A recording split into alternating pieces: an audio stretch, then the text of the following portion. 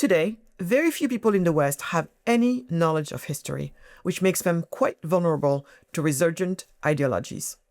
In this episode of a Prosperity Not Poverty podcast, we would like to explore how Konstantin's personal experience growing up in communist Russia led him to deliver his famous speech at the Oxford Union, where he highlighted the real choice that human beings have to make when it comes to climate change policies, to choose human flourishing or not.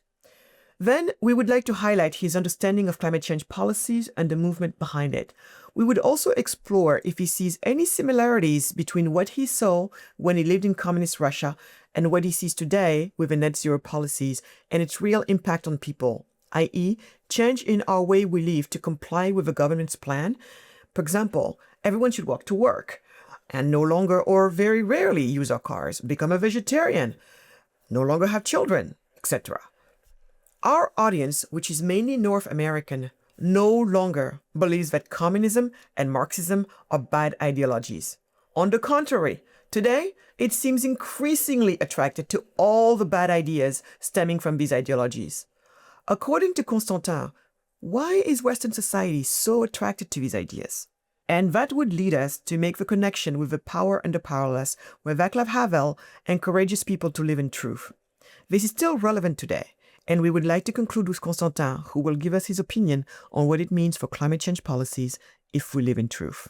On the street, you see them hustling in between. Raise your hand. It is your right, but when A becomes chronic, we have a problem. At this point, we gotta be radical, we gotta be bold.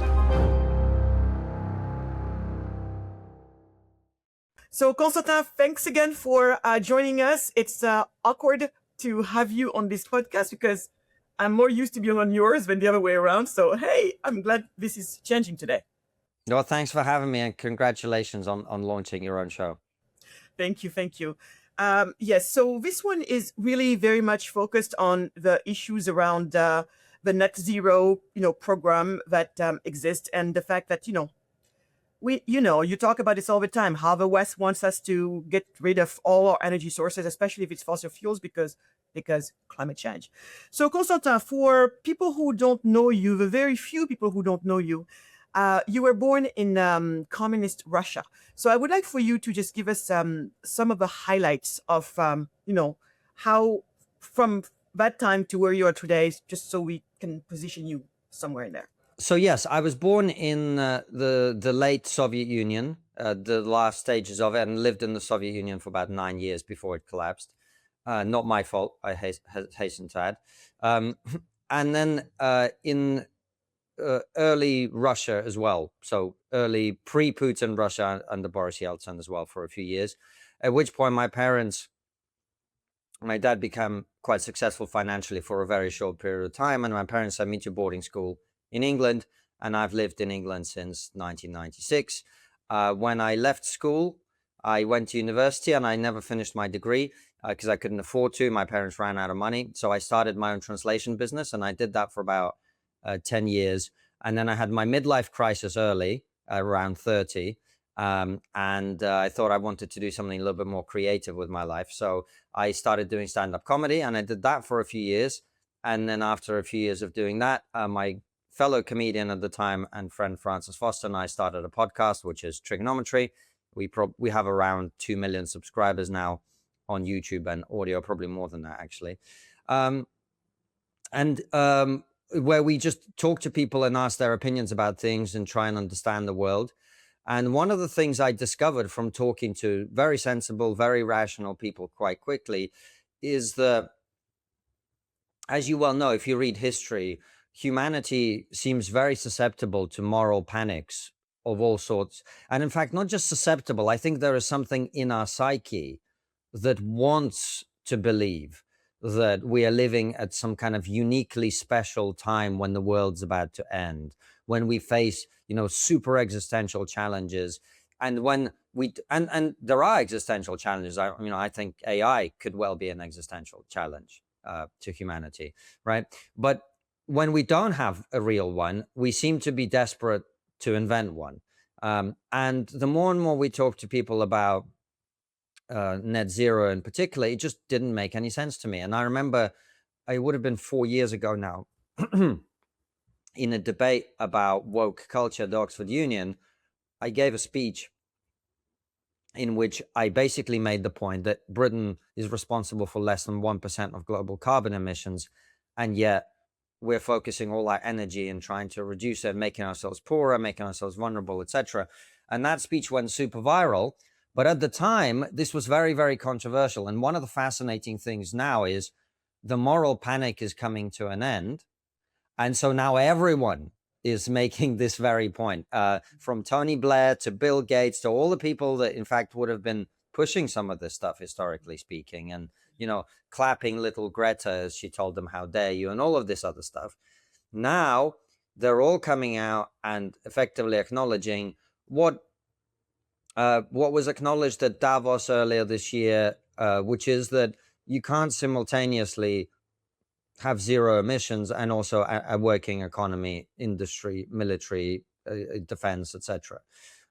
So that's basically how this issue has come to my attention, when I just realized that so many of the problems our countries face today are because of this. Britain has the highest industrial electricity prices in the world.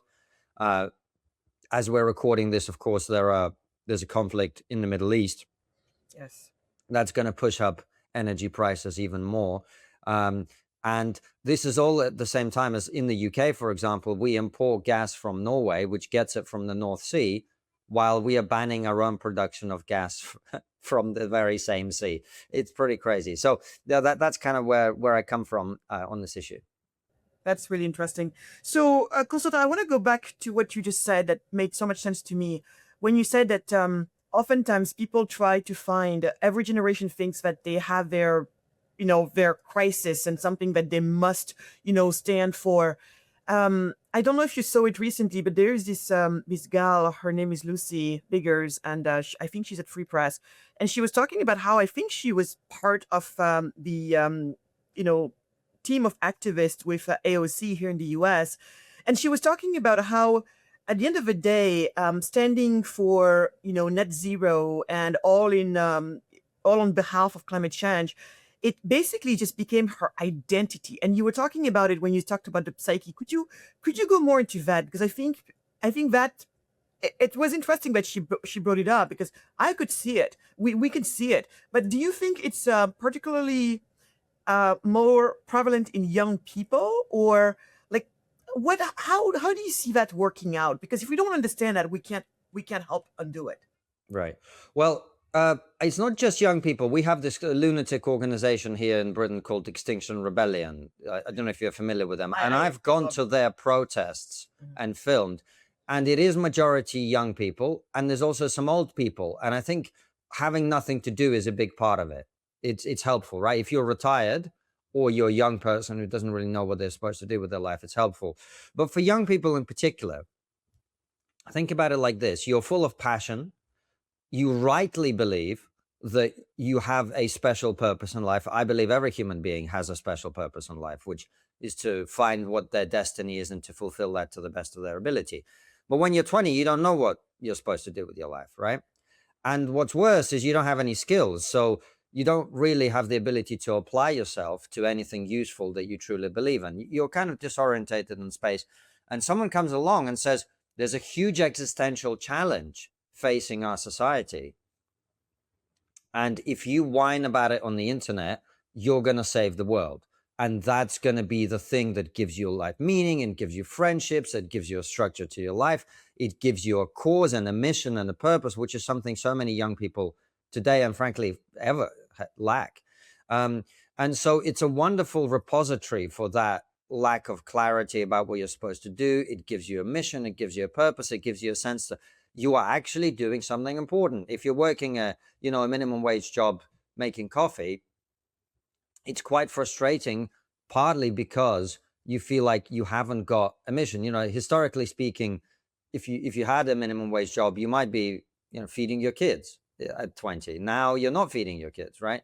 And so all of these things, I think, combined give people that fulfillment of the need for something important. And I think the instinct that young people have to seek something greater than themselves, to seek a mission, is entirely admirable and desirable and wonderful. It's just a question of, are they directing it into something useful or not, and have they understood the issues well enough to be able to direct their energies correctly. So, for example, you'll know this, in the 1970s, the big threat was not global warming, it was global cooling. And the coming ice age was the great terror, which was the thing that everybody was obsessed about. I was on the front page of Time magazine and elsewhere. So I guess it just speaks to my point that people are always looking for a mission and a purpose. And I encourage them to look for a mission and a purpose. I just encourage them to do their research a little bit better and to make sure that the mission that they're working towards is actually productive. And the final thing is, and I think it's worth saying, Magatte, is that there is a bit of a confusion nowadays between collectivism and actually doing things. And so the idea that, you said something online or you campaign for something online, which has no actual impact in the real world, that isn't doing things. If you really truly feel that climate change is such an issue, there are lots of things you can do. You could invent something that reduces the emissions of things. You could invent recycling. There's real things that you can do with your life, but that's hard. You have to study. You have to become an expert. You have to build a business. And then in the process of that, you might discover that actually things aren't as easy as you thought they are, right? Whereas if you just want the easy route out, well, I'll tweet about it. And that's kind of, I think, the situation. That's very well said. And so going back to that Oxford Union talk you gave, personally, that's the talk that made me find you in a way. I was just like jumping up and down my chair as I was hearing you. It was just so on point. But there, the part, the lines that you said that I know are very memorable to me and to many other people. And I'm going to read it just so that I don't butcher it. I'm sure you know it. But you said, I had a choice. Either my son had a serious risk starving, dying of a preventable disease in the next year, or I could press a button and he would live. And for every day of my son's life, a giant plume of CO2 would get released into the atmosphere. There is no parent in the world who would not smash that button so hard they would have bled. So, I don't think you've ever met anybody to go against you on this, right? Except people who don't have kids. Really? Even Yeah. Really? A lot of people who don't have kids think about kids as a scourge on the planet. I mean, this is part of the mental disease of our society. And I really do think it's a mental disease when you seek more children in the world as harm to the planet. But that is how a lot of people now think. Whereas, yeah, I mean, if you're a parent, you are necessarily, I think, likely to concede that for sure. I just find it very bizarre as a member of a human species, that parent or no parent, you don't have that sense of survival, which goes through making sure the next generation makes it through. If that's not hardwired in you, that parent or no parent, you understand that the survival of the species relies on these children's well-being. Well, yes, but you got to remember, Magatte, that a lot of these people, I really try not to blame young people for the way that they are and to understand where they've come from. Imagine that, I don't know if this was the case with you, but imagine from the age of 7, when you go to school, you are told at 7, you're not a fully formed 30, 40-year-old human being with the ability to process and assess what you're being told. You are told by figures of authority at school, the planet will be destroyed in X number of years. And of course, these people don't ever take any accountability for the lies that are told. They don't correct the textbooks. They don't go back and say, hey, big announcement. Konstantin, when you were at school, you were told that all the oil on the planet would run out by 2020 or 2030 or whenever it was going to be, right? That's not going to happen. Now, update, right? That's not happening. So whatever you were taught when you were 7 or 8 years old, and kids are terrified by the stuff that they're told about this. They're told the planet's going to die, and the overseas of the world tell you we've got 12 good harvests left and all this other stuff. And then when it turns out that they were completely wrong, nothing happens. So I just think a lot of these young people have been absolutely terrified. And if I genuinely thought having more children would cause the entire planet to be destroyed, I probably wouldn't have the attitude that I do as well, right? So it makes sense. Yeah, no. So on that point, when you're young, you're being told what you're told, and how do we come up with the ideas that we have, or what is it that we believe in? Do you believe that there's anything from your upbringing, from you know, the communism that has been in Russia? Do you feel that it has affected at all your own opinions about climate change, about net zero, about this entire conversation, or it's only later that you started to connect some dots? Or Well, when you grow up in a society that enforces bullshit on you that you have to believe, and that is what the Soviet Union was, right? It was a society in which you had to believe lots and lots of things that weren't true to survive. Um, then your tolerance for this stuff becomes zero. Uh, and also you understand that not everything you're told from on high is necessarily true. And so you hopefully the outcome of that, certainly the outcome that my parents instilled in me, was the idea that you're supposed to think critically about things. And just because the majority of people are going along with something doesn't mean that it's true. And as I say, if you study history, I think it's inevitably the case that you look at all kinds of events in human history where people would be, I mean, not just canceled, but murdered on a mass scale for having an opinion that later turned out to be correct. And you just go, okay, I have to think about these things for myself and look at the evidence and think about the practical side of it. So even if you think climate change is a real problem that does have to be dealt with, I just don't see how net zero helps. It doesn't. It just makes things worse. And that's really the issue with it. So yeah, for me, I think that background of growing up in a society that was based on lies is why I'm not prepared to just accept things I'm told and try and interrogate them. And sometimes I go, well, that's a really great point. I'm glad you explained this to me. And sometimes I go, I smell something off here. interesting. So talking of climate change, what has been your particular understanding about the climate policies and or the movement? Like, if you had to try and identify what happened, what do you think happened here? Well, my sense is, as I mentioned, with the global ice age, which we were told was coming in the 70s, is basically what happens is there is millions of years of climate data, which is something this size, and then we look at a tiny little aspect of it, and we go, okay, the line's going down. We need to panic about it's going to get colder. The line goes up. We panic about it getting hotter. If you look at the history of our planet, Romans used to grow grapes on Hadrian's Wall, which is the area which separates Scotland from England. As someone who's lived in Scotland, I can tell you cannot grow grapes in Scotland today. So there have been times in the history of this planet when it's been a lot warmer. And these fluctuations, if you look at the entire history of the planet, are very normal. But I think human beings have become very, very arrogant.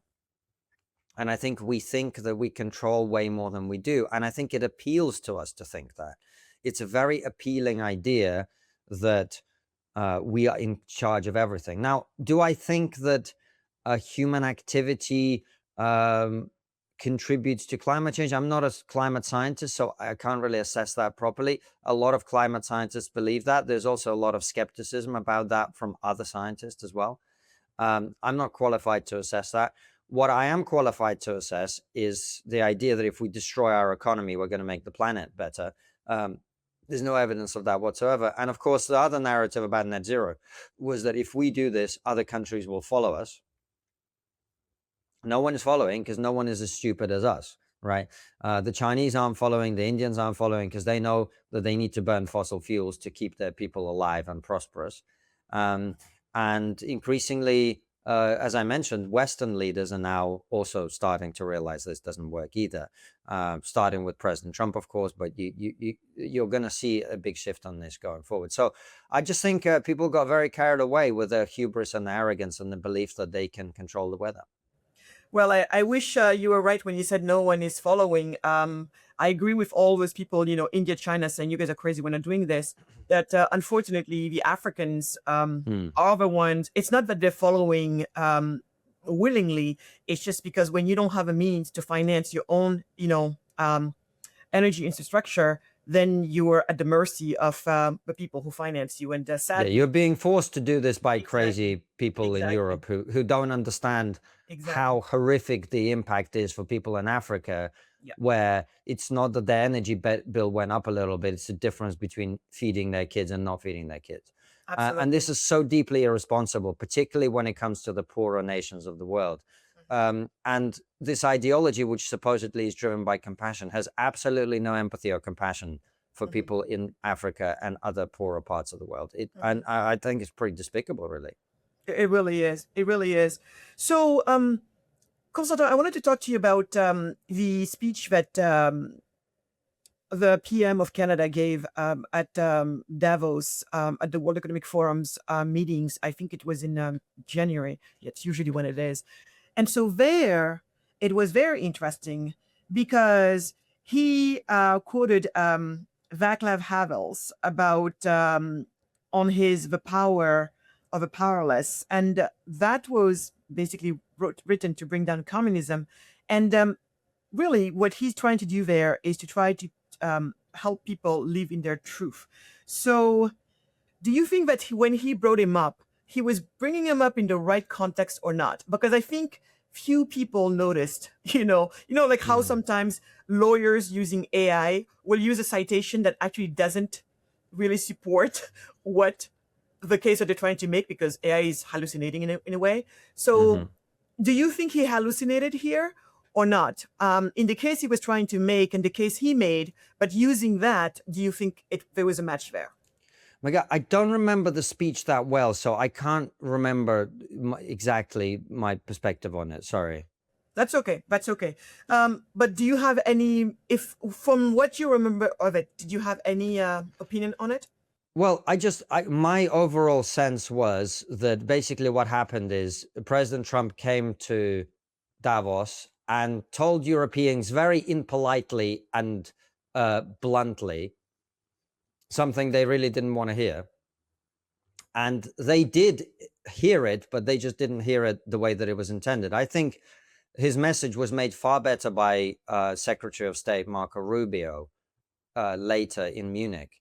And the message, I think, is very simple. You guys have taken your eye off the ball. You don't have economies or industries that can actually help you defend yourselves. America is your friend, but any friendship, like any relationship, a marriage, a partnership, a business partnership, requires both partners to contribute, to pull their weight. We need you guys to pull your weight. And instead, what the Europeans heard was, we're abandoning you and we hate you.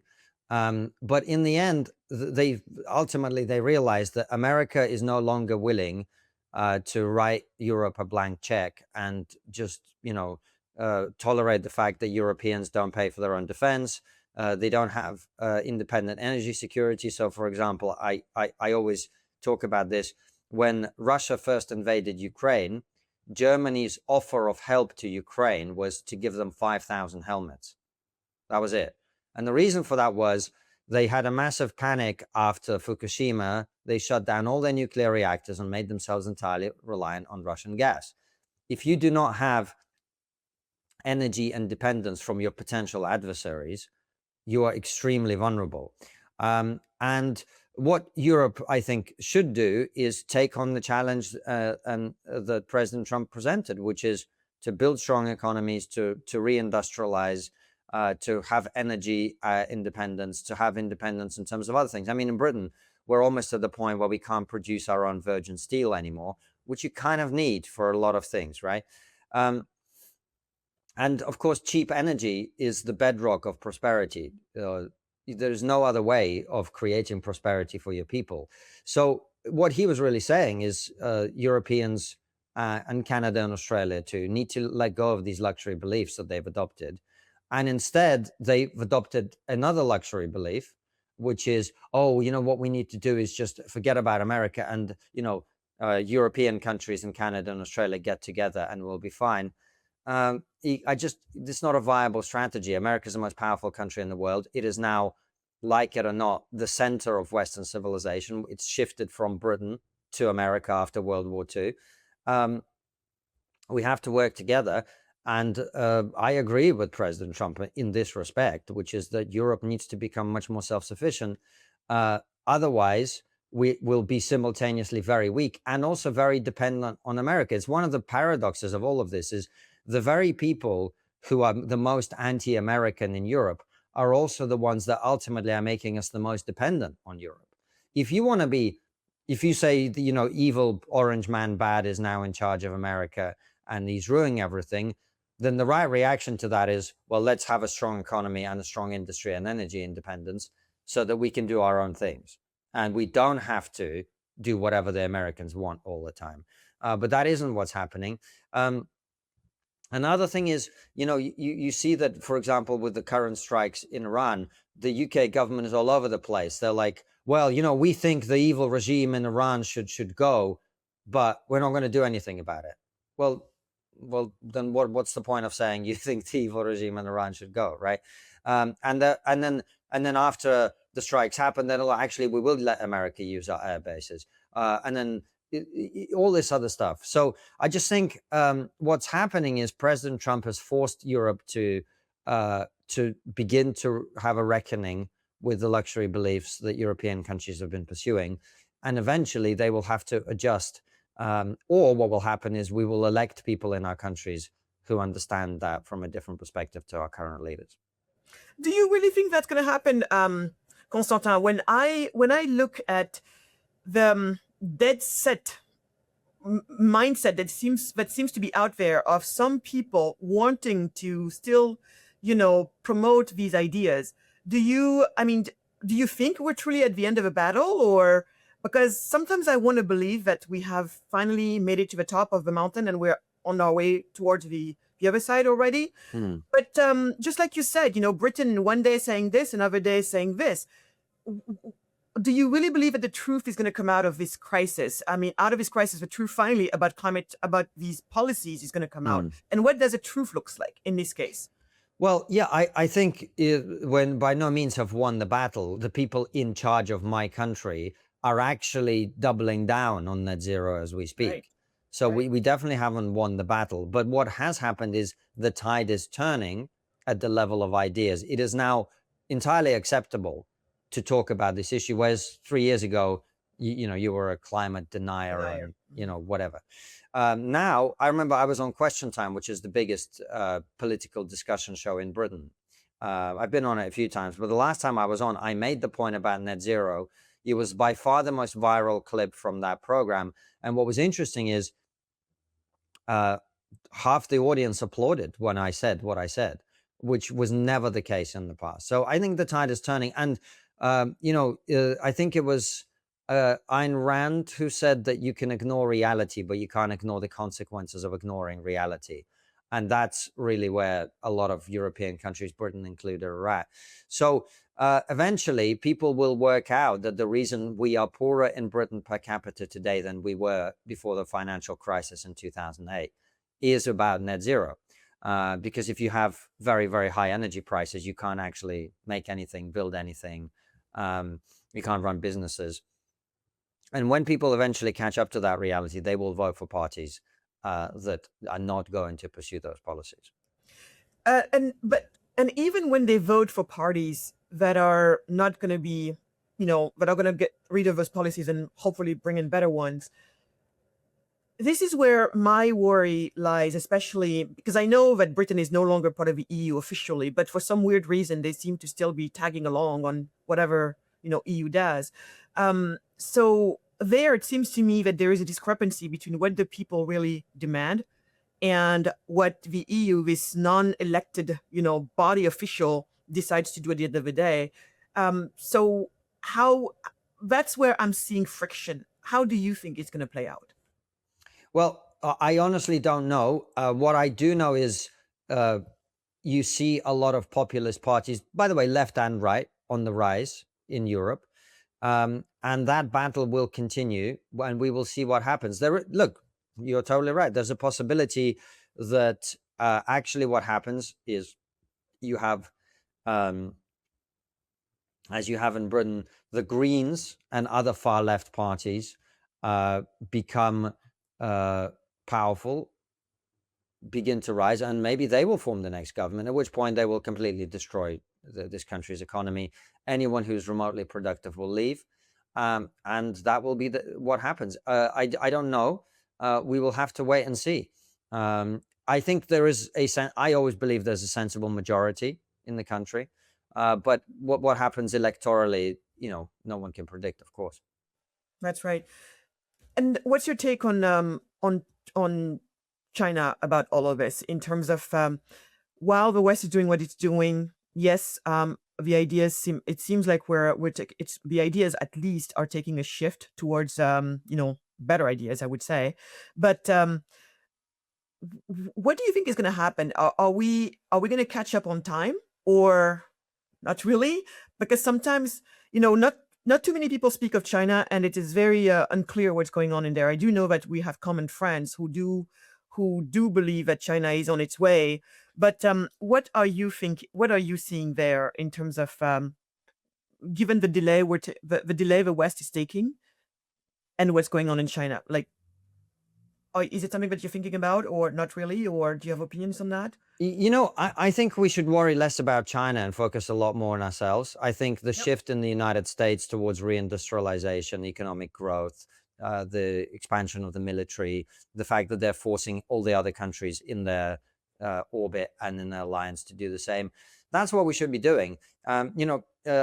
It's like if you're playing sport, do you focus on the other team, or do you just focus on being good at what you do? That's what we should be doing. Yeah. The Chinese are very smart people, 1.4 billion of them.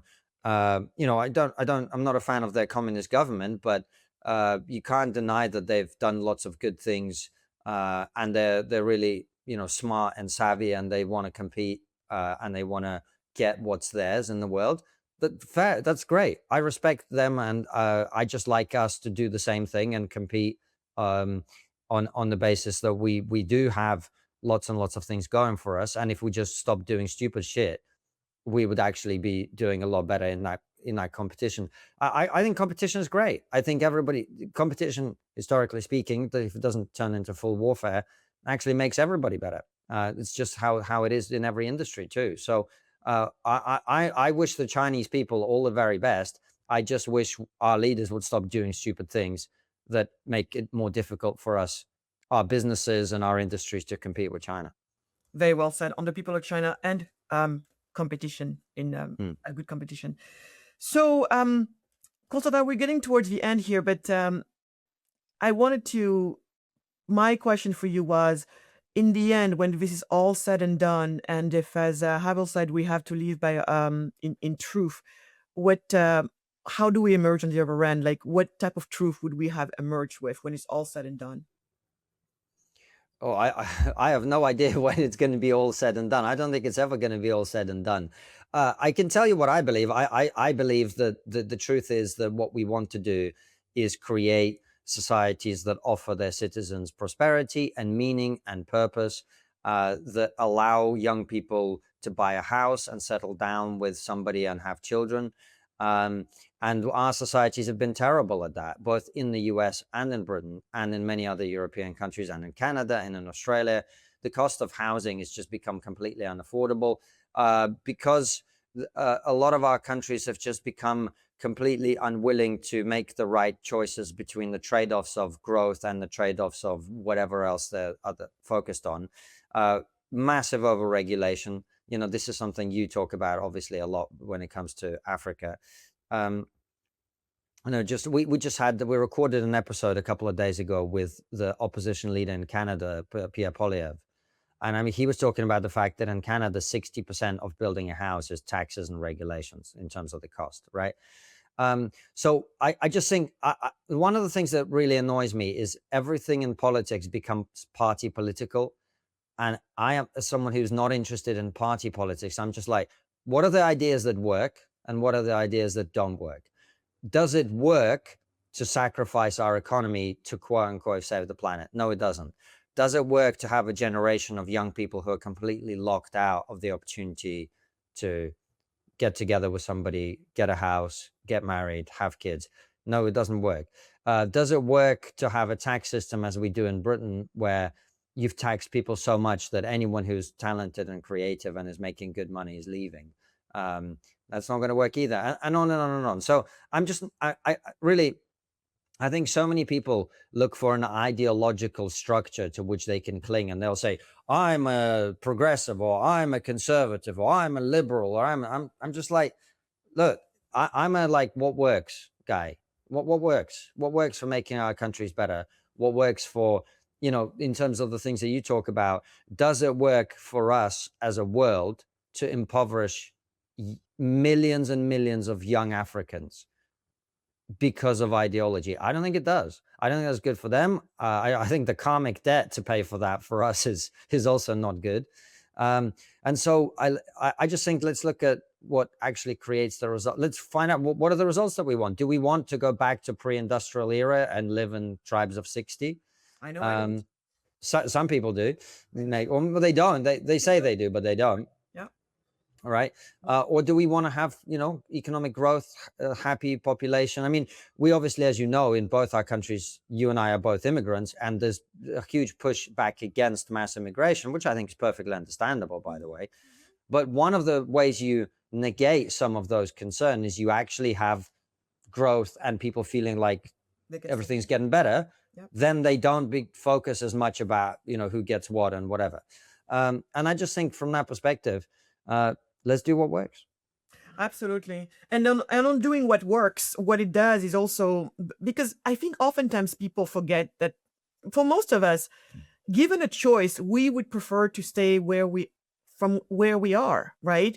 And so if we do what works, we have more people being wanting to stay home, and the people where people would be traveling to, by the time these other people show up, it's not a problem, like you said, because they have plenty. There's abundance, and when people feel abundance, they don't feel like me. You stay out, and eventually we get to a world where, it's not me who said it, but where people move around, they emigrate because of taste and not because of hunger. And I think once we get to that point, usually it's much more, acceptable for everybody. So, Konstantin, what are you working on these days? What are you cooking these days? Because I know you're always cooking something. Well, I really worked out a long time ago that I can't really do many things at the same time. So we have our show. We have a couple of episodes a week, and trigonometry. Increasingly, we also cover live events. So not live events. We cover things that are happening. So, for example, we mentioned the war in Iran. Yeah. We are now able to pull together two of the best experts in the world and do an hour and a half on that live for people. And you read the comments on YouTube are always, the lowest IQ section of the population, people saying really dumb stuff. The comments on that video are all, this is the best content on the internet covering this issue. Wow. This is amazing, etc.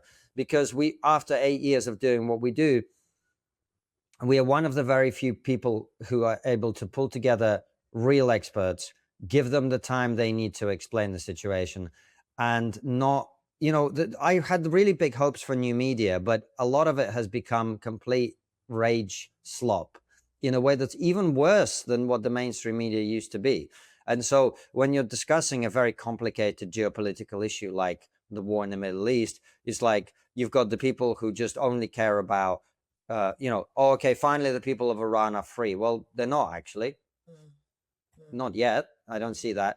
Or, it's all Israel's fault. Well, it isn't, because Saudi Arabia and the UAE are on the phone to Donald Trump every day asking him to bomb Iran, right? You get these very simplistic, one-dimensional, fairly stupid takes that soak up all the oxygen online. But actually, there's a real discussion to be had, and that people are trying to understand what's happening in the world. And the job of media is to give them the answer, not to pander to the lowest common denominator desire to be, outraged or delighted without understanding what's actually going on. So for me, trigonometry is huge. And of course, I write my own Substack. at konstantinkisin.com. I have over 100,000 people who read my articles every week, which is super exciting. Then, you and I are both involved in ARC, which I think is really important and a huge project that is going from strength to strength. And that really, from a work perspective, that's me for the next God knows how many years. And then the thing that actually matters is my family, which is what I enjoy, spending time focusing on. It's a beautiful family.